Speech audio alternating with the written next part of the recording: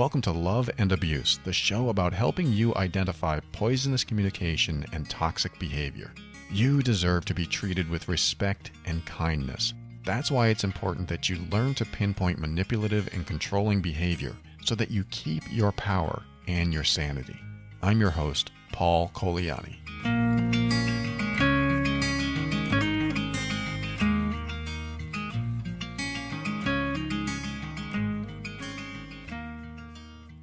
Hello, welcome to the show. My name is Paul, as I stated in the intro. Glad you are here. All the information on this show is meant for educational purposes only. Always seek a professional for your mental health and well-being. And always pick your battles wisely. And that is going to be somewhat of the topic today because there are battles in relationships that occur that repeat themselves over and over again. And those battles are based on what you will and won't accept in your life. They're based on your personal boundaries. And there's a lot of people that write to me and tell me that they are facing extreme challenges. I mean, these people are facing really abusive situations. Most people that listen to this show are facing some sort of a abusive situation, or as you may or may not know, abusive people listen to this show as well. And I really hate categorizing anyone. I don't want to call one person the victim and the other person the abuser. It's not that at all. I do that often to make it easier to talk about, so I don't have to use all these different terms. It's just for brevity, but don't accept those as labels that define you. They are just to help me talk about a subject. So when you hear me use labels like that, it is not necessarily to label or define anyone. There are all kinds of labels that we can use, but I don't mention that too often. So I just wanted to let you know that there are people that are on both sides sometimes, and there are people that are definitely the person doing the abusive or hurtful behavior. And then there are those that are on the receiving end. And again, often I call them victims.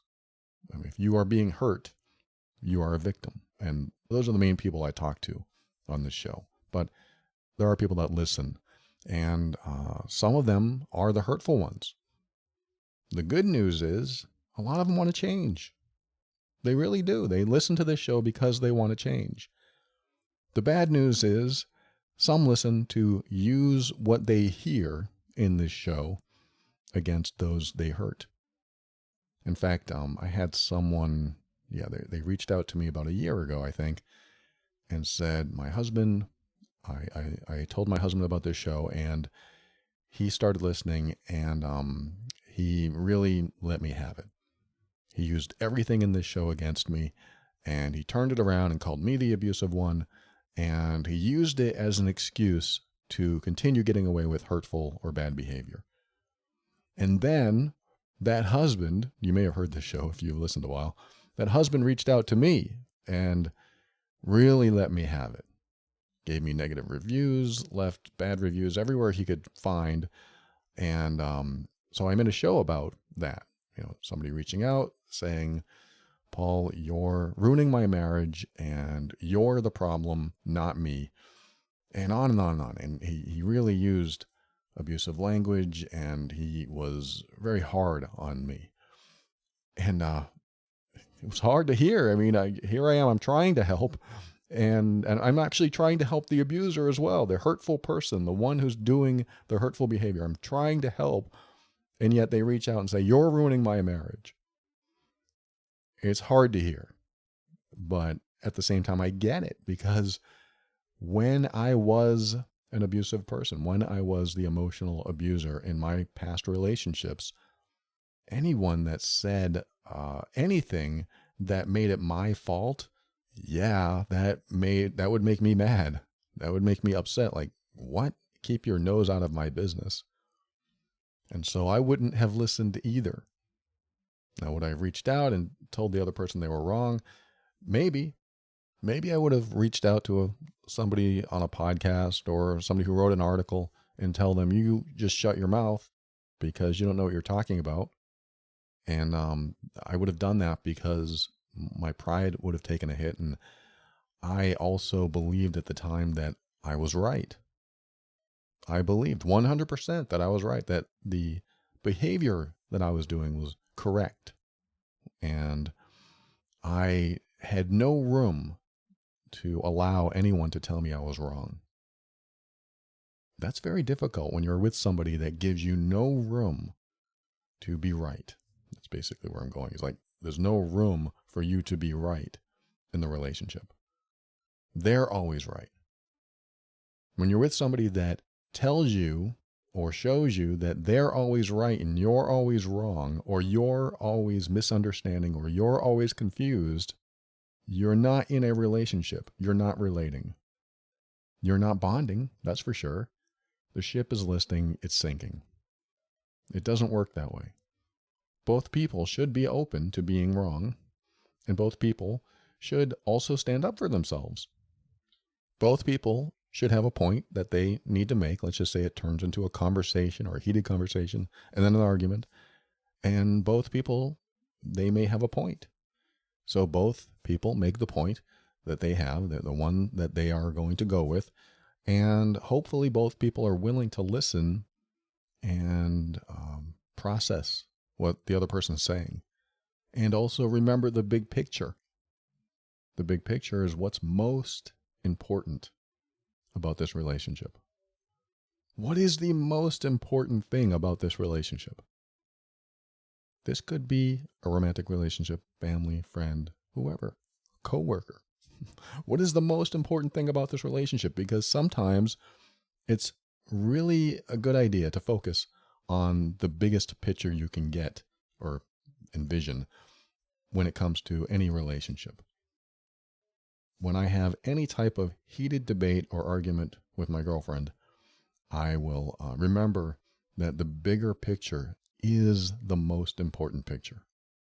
What that means is the bigger picture for me, how I define it, is to make sure she's happy and make sure that we stay connected and bonding and make sure that we still are comfortable and safe. We feel safe around each other and that we're supporting each other and allowing her to be herself.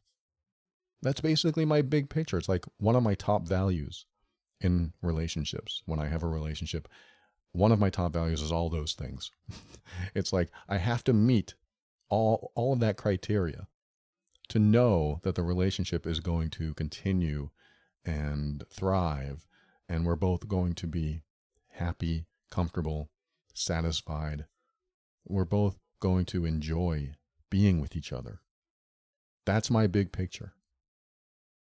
But you both have to agree that there is a bigger picture. When you're with somebody else, you have to agree that or agree on the bigger picture. Because if the bigger picture for one of them is all you need to do is listen to me and do what I tell you to do, and that's not your big picture, it's not going to work. It will be that listing ship analogy. The ship will sink because it's lopsided. One person on the seesaw does not balance the seesaw.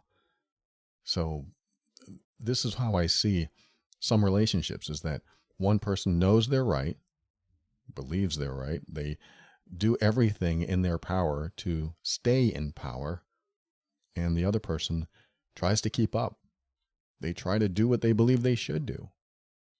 In most relationships where one person has power, the other person does not. Meaning the person with the power wants to keep the power. And the person with the power wants to get away with everything they're doing. So when one person has power over you, it's typically a drain on you. They take away your power. This is really the basis, the foundation of an emotionally abusive relationship. Somebody has power over the other person, so they find ways to drain that power. How does this happen? It's 1,000 things I could talk about. I have talked about 1,000 things on this show. One of the ways that you lose your power has to do with the number of battles that you have. This is important. I mean, this is the main point of this episode, the number of battles. I told you we're going to talk about picking your battles wisely. It's actually the number of battles that you have. And what I mean by that has to do with personal boundaries. So when your personal boundary is violated, how many times is that personal boundary violated? Because that's what I mean. The number of battles you have has to do with personal boundaries. How many times are your boundaries violated? And so I'm going to be a little bit of a tough lover today. I'm going to be tough on you. If you're listening and you have had many, many battles and many, many violations of your personal boundaries, you may have heard me talk about this before, but I do believe it needs to be emphasized, mainly because of an email that I received recently that emphasized something that I see over and over again.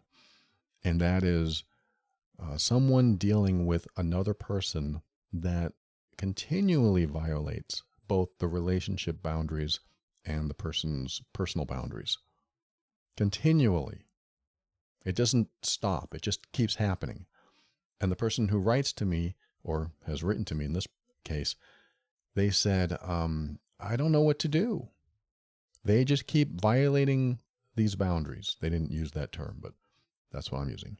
They keep doing this behavior. They keep lying. They keep betraying. They keep cheating. They keep doing everything that upsets me. It hurts me. I've dealt with it for years and years. I don't know what to do. And I'm hoping, and I don't know if they said this exactly, but this is what I usually hear. I'm hoping that they change. I'm hoping that they understand how much they're hurting me one day. They develop empathy, and they realize how bad that is, how hurtful that is, and how mean that is, and how much it hurts me. And I hope they realize that one day and stop. But until then, I don't know what to do. I hear this a lot, and my heart definitely goes out to you, because there are people in situations like this, like my mom. She was in a relationship like this for 40 years. And I basically heard the same story. I just want it to stop. I want it to stop too. I want it to stop for you. If you're going through something like this, I want it to stop too, but it has to start somewhere, and it has to start with you. If you're experiencing something like this, where it's over and over and over again, they do the same things over and over again. They lie, they cheat, they betray, they hurt, they manipulate, they control. Everything in that list, and a lot more, take away your power. Now, what happens when they take away your power is that you become that much weaker, in a way. Hate to use that term, but it really is that. You become that much weaker with every violation of your boundaries. So I think the first step is to be very aware of what your personal boundaries are. And it's pretty easy. I mean, sometimes it is hard. I get it. But it is pretty easy to understand, to learn about, to discover what your personal boundaries are. Because all you need to do is ask yourself, if a stranger did that to me, what would I do? Or how would I feel? Usually it's a feeling. Oh, I wouldn't feel good at all. I wouldn't like that. That's a boundary. If you don't like it, it's a boundary. For the most part. I mean, in most cases, this is what you're going to find. If you don't like it, if you don't like the feeling of it when it happens, if you feel violated in any way, it's very likely a boundary. And so this is how you discover your boundaries, or at least one way. You ask yourself, if a stranger did this to me, or someone I don't really care about too much, if they did it to me, how would that feel? And what would I do? That's the next step. What would I do about it? Typically, we can say, well, if a stranger did it to me, I have no problem saying, you're not allowed to do that. Get out of my face. Whatever your words are. You're not allowed to do that. I won't let you do it. Get out of my face. Why do you say that to a stranger but not to someone you love? I don't want to hurt their feelings. I have more sensitivity to them. I'm connected to them. I have to live with them. Definitely. There's all kinds of legitimate excuses and reasons. And it's important to know what your boundaries are so that when it happens in a more connected relationship, a more intimate relationship, that you also know your next step. There's a point in most relationships, most healthy relationships that aren't experiencing too much dysfunction, very little toxicity, hopefully. In that kind of relationship, when there's a boundary violation, you can speak about it. Hey, you just did something that hurt me. Please don't do that. That hurts. Please don't do that again. In a balanced, healthy relationship, the other person is going to say, oh my God, I'm sorry. I didn't mean to hurt you. I won't do that again. That sounds so simple. Most people that listen to this show don't have simple. They don't have that kind of simplicity in their relationship. But that is a relationship. That is what's supposed to happen. I didn't mean to hurt you. I won't do that again. You can have a conversation about it. I didn't mean to hurt you. What did I do? I didn't even know I hurt you. Even that is a healthy question. I didn't know I hurt you. What did I do? What happened? Then you have a conversation about it. And then there might be a disagreement. Well, I didn't mean to hurt you. I'm sorry about that, but I still believe that this is the way it is, and this is what I feel. That could be the disagreement. And that's still healthy. You can still have a healthy conversation like this. Well, it did hurt, the other person might say. It did hurt. And when you did that thing, when you said that thing, I felt hurt by it. I felt disrespected. I felt violated. I felt betrayed, depending on what it is. Hopefully, you're in a balanced situation where somebody says, I'm sorry. I didn't mean to do that. Maybe they really are sorry. Maybe they're not, but they think of the big picture. What is the big picture? The big picture is I want that person to be happy. I don't want to ruin this great relationship I have. I want them to be happy. So, you know what? I don't really believe that I'm at fault here, but I'm sorry because I don't want you to feel bad. So I'm sorry for what I said. Again, that's a healthy conversation to have. It's a mentally healthy conversation.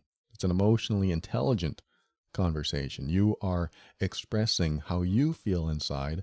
They are expressing how they feel inside.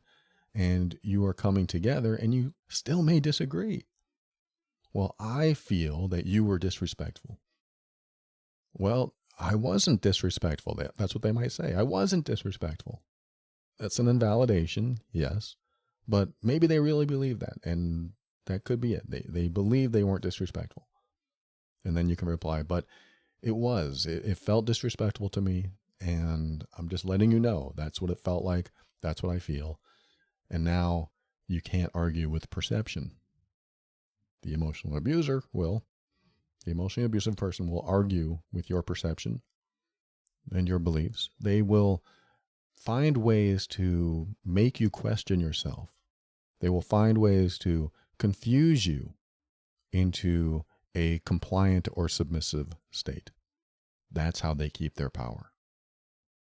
This is why I'm going to come back to picking your battles. When you know the same battle happens over and over again, I want you to kind of see what's happening in your mind. And while it's happening, when they do something that makes you feel powerless or drains you, where you feel like you're out of control of your own life, where you feel like you can't do anything right, I want you to notice when it happens and be specific when it happens. Be very clear in your mind. At this moment, that's when I felt my power being drained. Because this is going to help you understand when the battle starts and what it's about. It may not help you understand what it's about in that moment, but as you do this more and more, trying to figure out when your power drains and what you are talking about or what was happening in the moment. What happened inside of you? What were you thinking? Were you thinking, I'm powerless? That's certainly a power drain. Were you thinking, there's nothing I can do? I give up? That's another power drain. And I'm not saying that you're doing this to yourself, but you are involved. You are involved in this exchange, which means you have to be aware of what's going on. Otherwise, you are giving in and letting them take control and have power and do whatever they want. And you have to be careful about that, because that's how they keep their power. That's how they continue having power over you, so that you stay in a compliant or submissive state. It's a lot easier if you're already in that state for you to be abused. If you're already in a powerless state, it's a lot easier. And what ends up happening, especially with more aggressive or more dominant kind of emotionally abusive people, is that when you defend yourself, they find a way to take more power from you. They up their game. They amp it up. And they amp it up to the point where they finally get you to submit or give in. And I don't think I'm telling you anything new for a lot of people. I don't think this is anything new for a lot of people. Coming back to the battles, how many times this happens is why you keep losing your power. And this is what I mean. And I've talked about this before, but it's so important to understand that when something happens that takes away your power once, and then it happens again, you are more likely to stay powerless from that point on. You are more likely to just stay in a low state of power, where you have very little control over what goes on and what you can do, and you have very little decision-making ability, and you feel like you can't do anything. That's powerless. You feel like whatever you do or whatever you say, it'll never be good enough, and it'll never be right. And when that first power drain happens, if you're aware of when it's happening, then when it starts to happen again, hopefully you stop it. But that's the hard part. I get that. You can't stop something that somebody else has spent most of their life knowing how to allow to continue, knowing how to push it forward until they win. So they play this power game throughout their life because of whatever they learned when they were younger. If it was a unhealthy coping mechanism, they didn't know how to deal with challenges, so they learned how to do things in a way that gave them power. But unfortunately, those techniques, those processes they used are unhealthy for adult relationships. They may have worked as children when they were children, or they may have learned it from adults around them, but they never unlearned them, and they never learned better ways to cope with challenges, which is why they push these challenges onto you instead of dealing with those challenges themselves. Could be old traumas, just emotional triggers that they have to deal with, but they haven't learned a healthy way to deal with them. And so this is why you might be in a position like this where somebody does this to you. So when you have this power drain, I want you to note it inside your mind. This power drain just happened. I just felt my power being taken away. This is the first time, wipe the slate clean. This is the first time it happened. Just pretend it never happened before. I just felt this power drain. Now I know what happens. Now I know exactly where I am in that state of mind and what they did to make it happen. You may not know the specifics, but you know when they gave you that look, when they said that thing, when they did some behavior, that you felt a power drain. Now, this power drain adds up over and over and over again. This is what I'm talking about, the number of battles. This is a battle. Your power drain is the front line taking the hit. You are trying to guard yourself, this front line, and you can't. It just took a hit, and now you're unprotected. So this is where you have to note, I'm unprotected in that moment. Where's my protection? It got depleted over time because of the number of battles you've had. Now, let me just clarify this because it's a little abstract right now, but what happens when you get hurt? What do you do? What happens when a power drain occurs? What do you do? For a lot of people, the answer is, I can't do anything. I can't do anything. So it just happens, and I just have to deal with it. The problem with that, the problem with not doing anything, is that it shows the other person that they can get away with it. Now, what I often hear is, yeah, but they're hurting me. Why wouldn't they stop knowing that they're hurting me? My answer is always the same, unfortunately. It's not enough to make them stop.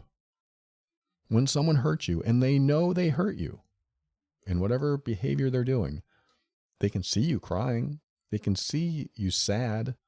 They're not considering the big picture of having a wonderfully happy, satisfying, enjoyable relationship. All they're doing is wanting you to be in that state so they can be in their power state. You're drained. They're full. They're full of power. And when they're in that state, that's what keeps them satisfied. If that's not a really good term, but that's what keeps them where they want to be. They feel better being in that kind of control. So what ends up happening is that these battles happen over and over again. And when there's no accountability for what they're doing, because crying and you being sad and you threatening to leave or whatever you say or do, it's not enough for them to stop. If your crying hasn't stopped them yet, or your sadness, or your upset in any way they make you upset, if that hasn't been enough to stop them, it will never be enough to stop them. That is my cold, hard fact. It will never, ever be enough to stop them. Your reactions are never enough to stop them. What does this mean? Does it mean that they're mean and cruel and they'll never be any different? No, it's not that at all. Sometimes they just need accountability. Sometimes they need something so powerful, so impactful that their life will change unless they change. And often that means the other person experiencing loss.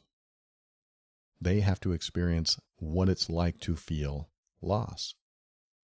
And I'm sorry, but what ends up happening is that many do not experience loss by your sadness or your confusion or your unhappiness in the relationship. They don't experience loss by you doing that, because what they see is you returning for more tomorrow. They see that you're still there. They see that no matter what they do, you're still there. So there's no problem. There's no problem for them. Some of this is old news to you. I know this.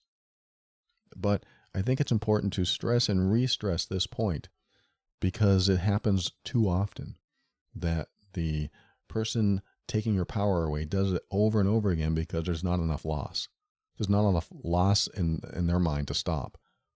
And so when I get messages that say, I just don't know what to do, and why don't they change? Why can't they see this as a problem? My answer is always the same, and I wish I could change it, but the answer is always there's not enough loss in their life to stop. They need to experience loss. They need to know what it's like to be upset that they can't get what they want. And what that means is it puts you in a position of taking away something that's important to them. What's important to them? I know the answer for most people is, shouldn't I be enough? And this always leads to low self-worth, not feeling lovable, not feeling important to someone else, the person that's supposed to make you feel on top of the world. It's not enough. No matter how lovable, you could be worthier than any person on earth, and it will not be enough for them, for people like this. It will not be enough for someone who wants to keep their power over you, because it's not about your worthiness. It's not about how lovable you are. It's not about how important you are or how attractive you are or how intelligent you are. It's not about that at all. It's all about control. It's all about someone else not being able to handle their own emotional stuff and not wanting to be vulnerable enough with you, especially probably the closest person in their life. They don't want to be vulnerable enough. They don't want to expose themselves in that way. It's just too scary. So what they end up doing is protecting themselves. They jump into self-defense mode, and being in self-defense mode brings out the abusive behaviors. This is why you see bullies. Bullies are defending themselves in ways that push people away so they don't have to feel any fear that somebody might find that they're insecure inside. There's insecurities, there's fears. The emotionally abusive people usually have a lot of emotional stuff going on inside of them, and they don't want to deal with it, or they don't believe they should have to deal with it. And so they push their inability to deal with it onto you in the form of abusive behavior. And again, a lot of them think they're right. I know I'm right. I want you to do this, and I know it's right. They'll say things like that, or they'll intimate that you're wrong and this is the way it should be, without having a conversation with somebody in a relationship. It doesn't become a conversation. It becomes, how do I get you to do what I want you to do? Again, this is old news for a lot of people, unfortunately.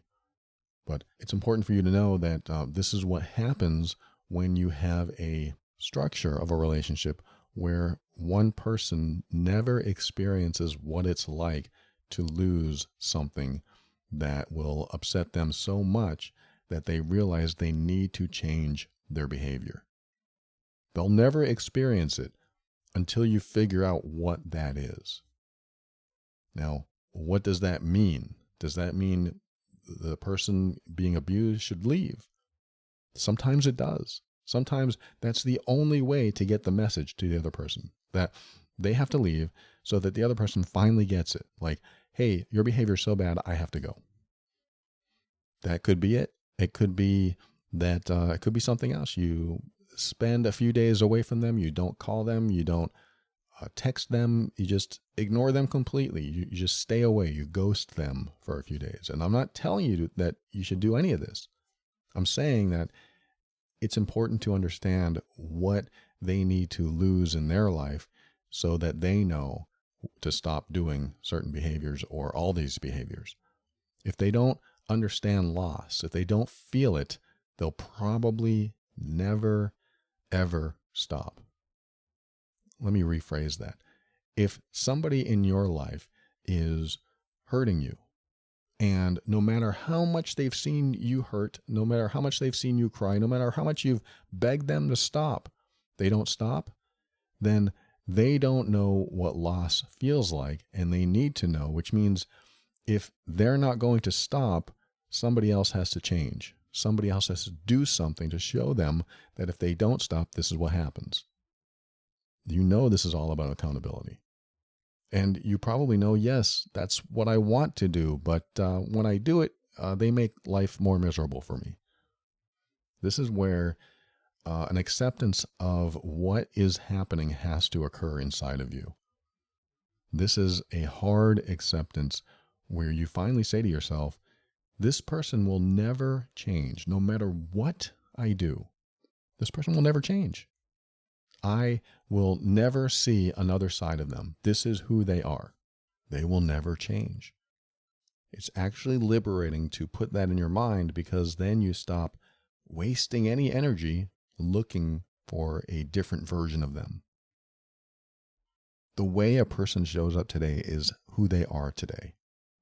They could be a different person tomorrow. They could change everything. They could have a religious experience and suddenly change their entire life. They stop hurting you.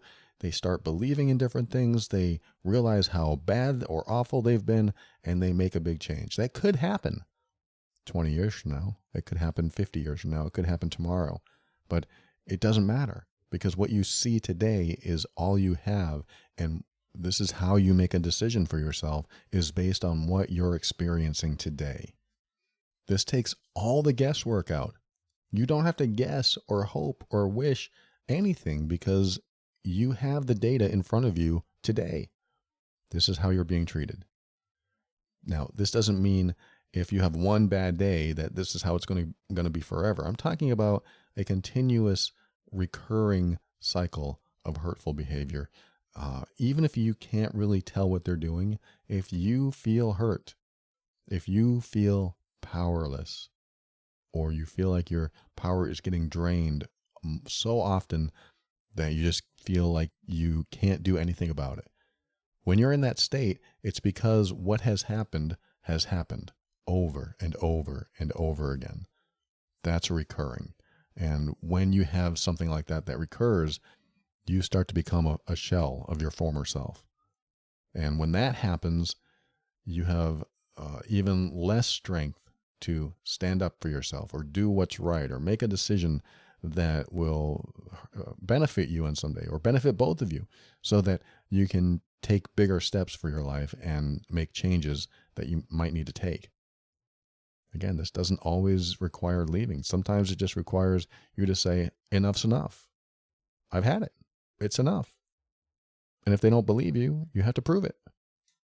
And you have to pick your battles wisely, because sometimes you will stand up for yourself and they're too dangerous to be around, or maybe you feel so weak that you know you can't defend yourself. But, I talk about this in the Healed Being program. Every victim of emotional abuse reaches their threshold. You have a threshold. If I tap you on the forehead long enough, you're going to smack me in the face. You are going to say, stop it right now. I'll kick your butt. You are going to stop me. You have a threshold. I guarantee it. You have to allow yourself to get there sometimes. You have to be pushed to that point. And what happens a lot is the victim of emotional abuse will decide that they're not going to reach threshold, but they're also not going to reach empowerment. And they just stay in this rut, right in the middle. They never let themselves get pushed too far, because they turn on forgiveness. They turn on hoping and wishing and praying things will change. So they stay in that hope mode. They turn on resilience. They turn on toleration. They continue to take this power drain. And as it happens, it gets to the point where you stay powerless and you don't feel like you could be pushed any further, because in your mind, it hasn't gotten bad enough. But the problem is, bad enough already occurred. It was already there.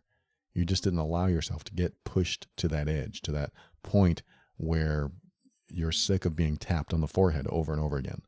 You want it to stop, but you still don't think it's bad enough, so you just continue day after day. And I understand what happens. You don't have the resources. You can't make these big changes I'm talking about. I totally get that. This is why I want you to burn into your brain that how you're being treated today is how you'll continue to be treated. This is who they are. This is how they're showing up. This will never, ever change. And if that sounds like bad news, I know it is. It's terrible news. But sometimes you need to be pushed to the threshold that there is no more hope. How can I say this? Why would I do this to you? I'm not doing this to everyone. I know that everyone listening is in a different situation. Everyone that's listening is in a different situation. Some people, maybe it's new to you and you aren't ready to go to that threshold. You're not ready to stop everything and make this huge accountability step. I'm not telling you to do that. I'm talking about the recurring cycle of abuse that happens. The abuse that happens over and over again. This is the number of battles I keep referring to. How many times is it going to happen before you've reached threshold?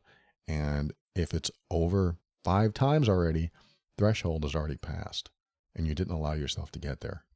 I'm not saying you're at fault for that. I'm saying this is what happens to an abused mind, is that they become so tolerant, so resilient, so forgiving sometimes, and just want to try again, that their threshold point gets passed and it never reaches threshold. It's like getting used to the tap on your forehead. If you had to get used to it, you would. This is how the abused mind works, is that you will continue receiving what hurts you because it's not enough to kill you. I don't like talking like this. I don't want you to think in these ways, but sometimes, again, you have to be pushed to the threshold. It's not enough to kill me, so I'm going to continue being hurt by this. I'm going to continue taking this behavior. And my goal for you is to know when you feel this power drain so that you can start thinking differently about your next step. Because your next step might have always been that I'm just going to accept what's happening and know that there's nothing I can do about it and hope it changes tomorrow. That might have been your response. And I would like to change that, hopefully, for you to say, instead of that, say something like, this is who they are. I expect nothing less and nothing more. This is who they are, and they will never change. So because I know that they will never change, I won't look for anything more than the way they show up. So when they hurt me again, I expect it. I don't like it. I don't want it to happen, but it's normal. This is my new normal. I don't want you to like this new normal. I don't want you to be in this space. I don't want you to be tolerant. I don't want you to be resilient. I just want you to accept the facts. I want you to make sure that you are seeing fact, right? That you accept what's happening as real, as immutable, non-changing. This is not going to change. And for the people that are listening that have done the abusive behavior, that have done the hurtful behavior, I know you can change. I know you can show up differently. I know that you care deep down inside of you. And sometimes you care so much that you want to control how happiness comes into your life. You want to control how people love you and how you love people. I know that. I've been there. I'm talking from experience. I know what it's like to have someone in your life that you love so much that you inadvertently push them away with your bad behavior. You inadvertently try to get a loving connection out of them by doing things that push them away. It's an irony. It's an irony that we do this, that we can do this to somebody that we care about.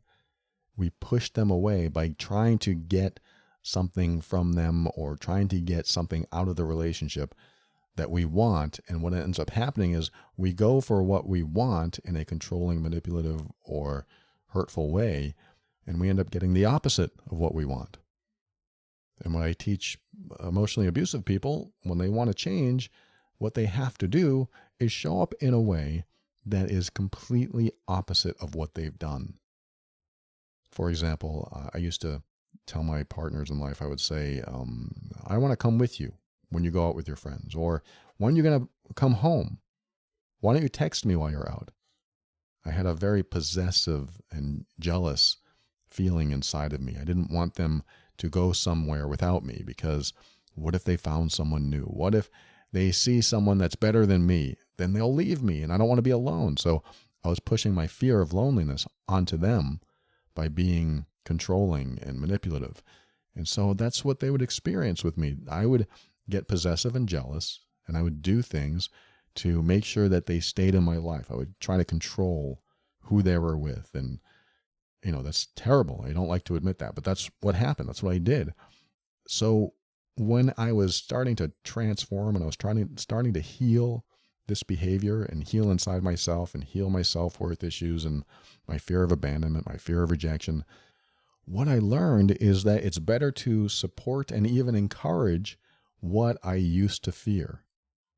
This was huge for me. This was big time. I started changing or doing a 180 on what I used to do. I used to control who they saw and when they left, and I wanted to know where they were at all the time. And what I did was start doing the opposite. I started encouraging them to go out with their friends and family. I started supporting when they told me they were going to go out with their friends and family, and I never told them to text me when you get there. I never said any of this stuff. I started doing the exact opposite of the behavior that I finally figured out hurt them and pushed them away. And what I learned is that by doing the opposite behavior, they felt closer to me. They wanted to be with me more. They wanted to spend more time with me.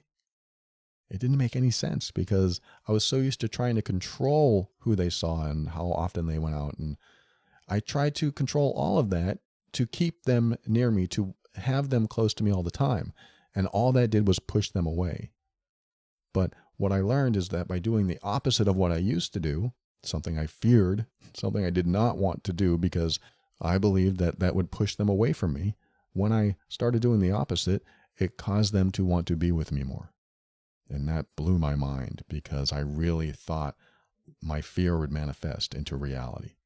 I thought what I feared most, them leaving me, them finding somebody else, that would be my reality, and not what really happened which was them feeling more safe, more comfortable, more intimate, more connected with me than ever. Why is that? I know why it is. Because when you allow someone to be themselves and make their own decisions and allow them to run their own life the way they want, people love to be around people who support them being themselves. That's the bottom line. People love to be around people, to be near people who support them in the decisions they make, in the path they take in life, and almost everything they do. They love people who appreciate their independence. They love people who appreciate that they have different thoughts and feelings and opinions. It is wonderful to be with somebody who supports you being yourself. That is the bottom line. It is wonderful to be with people who support you being you. And so if you're with somebody who doesn't support you being yourself, you're going to feel it. You're going to feel controlled. You'll still have arguments. You'll still have disagreements, but you can talk about this stuff. The relationship should be balanced. It should be a give and take. So I'd like to conclude this episode talking about accountability and how the person who doesn't feel like they are doing anything wrong or hurting you, the person who doesn't get accountability sees that as a free pass to do it again. They see it as, well, it didn't hurt you enough to leave. It didn't hurt you enough to make some major decision that's going to affect me. So I know it's not bad enough to change my behavior. So I see that as a free pass. It's like when kids and even animals push limits, they push boundaries, and they find out where those limits are. I'm in the kitchen near the cookie jar.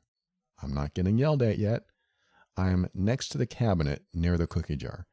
Well, they gave me a warning, but it's still not bad enough. It's like I don't feel any pain. So I'm going to climb up on the counter. Whoa, they just said that I shouldn't be on the counter. Well, okay, I won't get on the counter. So the next day, I decide to get on the counter again. Why? Because all they did was tell me not to get on the counter. There was no repercussion. There was no accountability.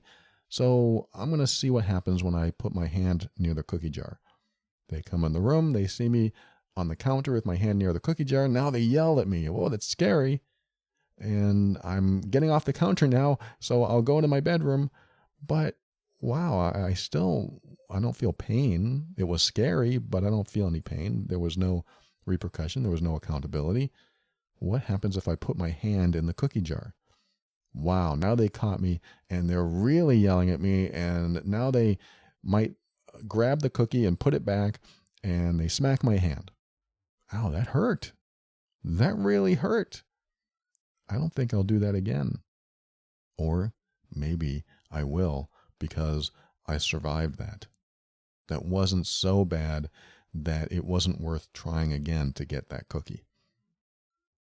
I don't know if that's a great example, but that's what I think of when somebody pushes your boundaries, when they're testing your limits. I see this in emotionally abusive relationships all the time. I lied and nothing happened. They got mad, they cried, they yelled at me, but there was no pain. I guess I can lie. Well, some people are going to have a moral compass and they're not going to lie again. Or some people are going to actually feel bad that they made somebody else feel bad, so they won't lie again. But some people feel they can get away with it because there was not enough pain. There was not enough consequence, so they do it again. And the number of times they do it makes it normal. It makes it the new normal, and this also pushes your threshold farther and farther away, because how bad does it have to get? I think to conclude this, I want you to give yourself a number. Come up with a very specific, hard-coded number in your mind that you will say, this is my threshold. And that number represents the number of times they do something that hurts you or violates your boundaries. Just come up with a number. Is it 3? Is it 50? Is it 1,000? Come up with a number that you find that is unacceptable if they go beyond that number. Now, that might mean you have to reset today.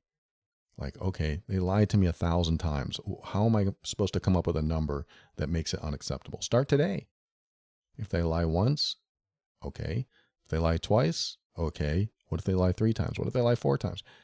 And then after you come up with a number, you come up with an accountability plan.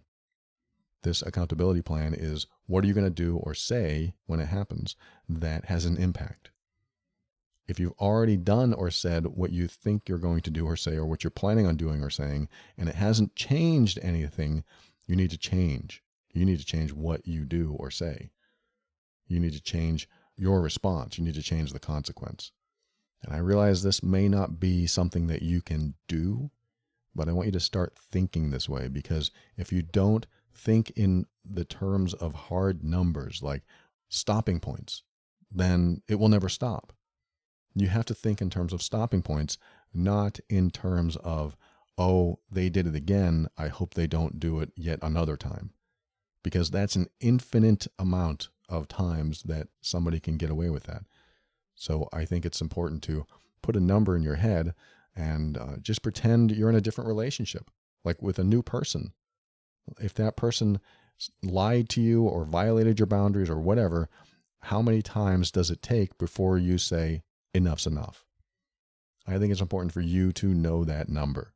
Make that number, put it in your brain, and when it happens, think about what you would do or say to create a consequence. You may not be able to apply this in your relationship. Things may have gone on way too long. That's why I said you have to reset the number starting today and see where it goes. But I understand if you can't do something about it yet because you're not ready to do something about it, or you don't have the resources to do something about it, I need you to start thinking in terms of stopping points. It's like when I talk about more long-term stuff, like if they don't change in 3 months, then that's my stopping point. That's my expiration or their expiration date, and they need to stop or else. You have to define or else. If you don't define the numbers, if you don't create an or else, if you don't reach a threshold, it will never, ever stop. I hate to emphasize it that way, but sometimes you have to hear it that way. It will not stop. And if I'm wrong, it's a bonus. If I'm wrong and it does stop, then that's a wonderful surprise. But I don't want you to wait for a wonderful surprise. I want you to be surprised by a wonderful surprise. And I want you to start thinking in terms of stopping points and expiration dates or due dates, so that you don't stay in this infinite number, like trying to calculate pi. You don't want to stay in that infinite number of, it happened again. It happened again. I don't want it to happen. I don't want it to happen. I hope it doesn't happen. I hope it doesn't happen. You keep repeating the cycle over and over again because you have no numbers in mind. So this might be something that starts changing the way you think. And when it starts changing the way you think, other ideas come to mind. Because if you're stuck in hoping and wishing and praying someone changes, you are stuck. That's really where you are. You're just stuck in this rut. And when you change how you think, you start making changes in your mind, and those changes can apply in the real world. And the answers do come. It's hard to get the answers. It's hard to know what to do when you're stuck in a rut. But if you have a stopping point or a threshold, if you define that inside your mind, if you know your numbers, then new thoughts start to appear inside your mind, and ideas that you may not have had before start to appear, and then suddenly solutions start to appear. It can take a while, I know, but I just want to give you something to work with today. I hope this helps. Share this with others that might benefit. Love and Abuse is the official podcast of the Mean Workbook, an assessment and healing guide for difficult relationships. You can download the workbook today to help you determine if you're in an emotionally abusive relationship. It'll also give you the tools to pinpoint the specific unhealthy behaviors causing you to leave so many interactions feeling bad. If you're in a difficult relationship and you want to know what your next steps should be, the assessment and workbook will help you make decisions that are right for you. Visit loveandabuse.com for more information. If you've discovered that you are doing emotionally abusive behavior and you would like to change that about yourself, sign up for my very effective Healed Being program over at healedbeing.com. This show exists to remind you that you are not alone and you're not going crazy. You deserve to be treated with respect and kindness. You deserve honesty and sincerity. You deserve to be treated as worthy and significant, because you are. We'll talk again soon.